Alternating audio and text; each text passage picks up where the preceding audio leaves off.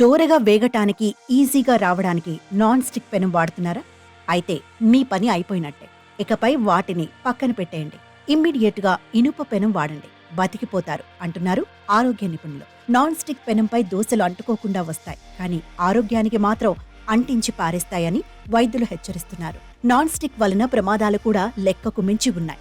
Non stick వంట సామాన్లలో వంటల నుంచి విషవాయువులు రావచ్చు. ఇవి క్యాన్సర్‌కి కారణమవుతాయి. ముఖ్యంగా అవి ఎక్కువగా వేడి ఎక్కినప్పుడు వాయువులు వస్తాయి. ముందుగా ఎవరైనా వాటిని ఉపయోగించే పద్ధతి గురించి బాగా తెలుసుకోవాలి. మీ వంటగదిలో వాటిని చెక్ చేసుకుని ఎంపిక చేసుకోవాలి. ఎముకల వ్యాధి నాన్ స్టిక్ వంట సామాను రెగ్యులర్గా ఉపయోగించటం వల్ల రావచ్చు.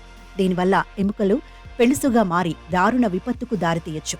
కొన్ని స్టడీస్ ప్రకారం నాన్ స్టిక్ వంట సామాన్లో PFOA రోజువారీగా వదలటం అనేది దారుణమైన ప్రమాదాలలో ఒకటి. ఇది మీ శరీరంలో ట్రైగ్లిజరైడ్ స్థాయిలను పెంచుతుంది.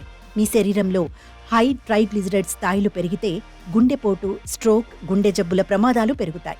గర్భిణీ స్త్రీలకు కూడా చాలా ప్రమాదం. నాన్ స్టిక్ వంట సామాను వాడకం వలన ఇంకా దారుణంగా ఇమ్యూనిటీ దెబ్బతినటం గ్యారెంటీ అంటున్నారు. నాన్ స్టిక్ వంట సామాను లివర్కి దెబ్బ, కిడ్నీస్కి హాని కలుగుతుందని ఒక రీసెర్చ్లో తేలింది. మీరు మరింత తరచుగా మీ నాన్ స్టిక్ కుక్వేర్ ఉపయోగిస్తూ ఉంటే అది మీలో కొలెస్ట్రాల్ను బాగా పెంచుతుంది. అందువలన నాన్ స్టిక్తో ఉన్న ఆరోగ్య ప్రమాదాలను అర్థం చేసుకోవాలి. దీనికి ఆల్టర్నేటివ్ ఇనుము. ఇది మాత్రమే చాలా బెస్ట్.